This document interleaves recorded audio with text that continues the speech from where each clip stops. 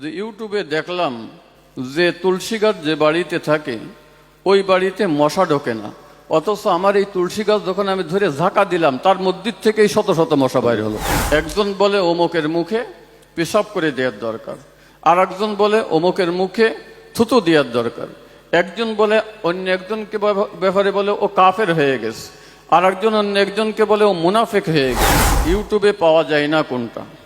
চিকিৎসার কথাও আছে, প্রত্যেকটা ঔষধের কথাও আছে, ঘর বাড়ি প্ল্যানের কথাও আছে, সব কিছু কিন্তু ইউটিউব এবং ফেসবুকে এখন সার্চ দিলে পাওয়া যায়।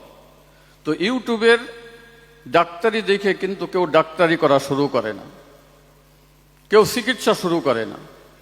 ইঞ্জিনিয়ারিং ফিলাং ইউটিউবে দেখে কেউ নিজের বাড়ির জন্য এরমভাবে ইঞ্জিনিয়ারিং শুরু করে দেয় না, বরং বিজ্ঞ ইঞ্জিনিয়ারের কাছে যায়, বিজ্ঞ ডাক্তারের কাছে যায়, 1000, 1200, 1500 টাকা ফি দেয়, আবার 5000, 10,000, 20,000 টাকা টেস্ট করায়, অথচ এগুলো কিন্তু ইউটিউবের মধ্যে পাওয়া যায়।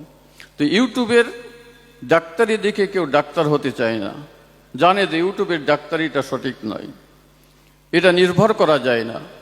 ইউটিউবের ইঞ্জিনিয়ারিং দেখে কেউ ইঞ্জিনিয়ার হতে যায় না, কিন্তু ইউটিউবের বা ফেসবুকের 2-4টে মশলা শুনে সেই কিন্তু বড় মুফতি হয়ে যায়, আর আলেমদের সাথে এসে তর্ক করা শুরু করে দেয়। ইউটিউবের মশলা কেমন একটু শোনেন, আমি একটা বাস্তব একটা উদাহরণ দিই।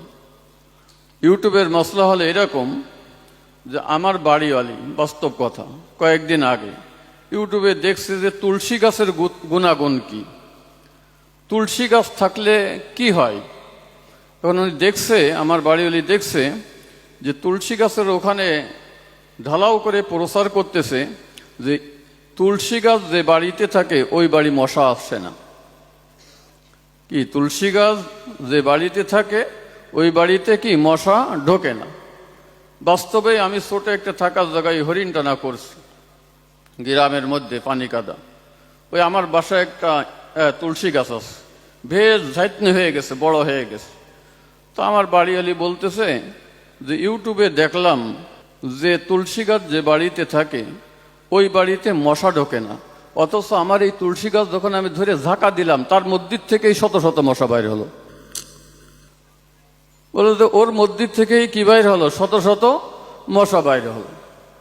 তো ইউটিউবে লিখতেছে যে না, যে বাড়ির তুলসী গাছ থাকে সেই বাড়ি মশা ঢোকে না, আর সেই তুলসী গাছের মধ্যেই হলো শত শত কি মশা। ও ঠিক ইউটিউবের মশলাগুলো ঠিক সেই ধরনের।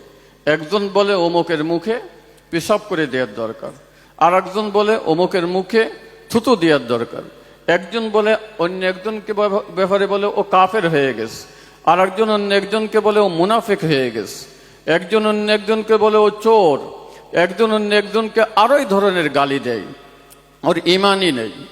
একজনে বলে যে যারা অমুক জায়গায় গিয়েছে, অমুকের জানাজায় শরিক হয়েছে, তাদের আবার নতুনভাবে কলেমা পড়ে মুসলমান হতে হবে।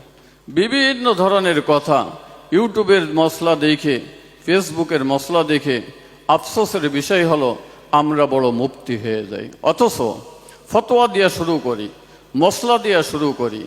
আল্লাহ নবী বলেন আজরা উকুম আলাল ফতিয়া আজরা উকুম আলান নার। মশলা দিয়ার ব্যাপারে যারা এরকম ভাবে আগে বাড়বে তারাই আগে জাহান্নামে যাইবে।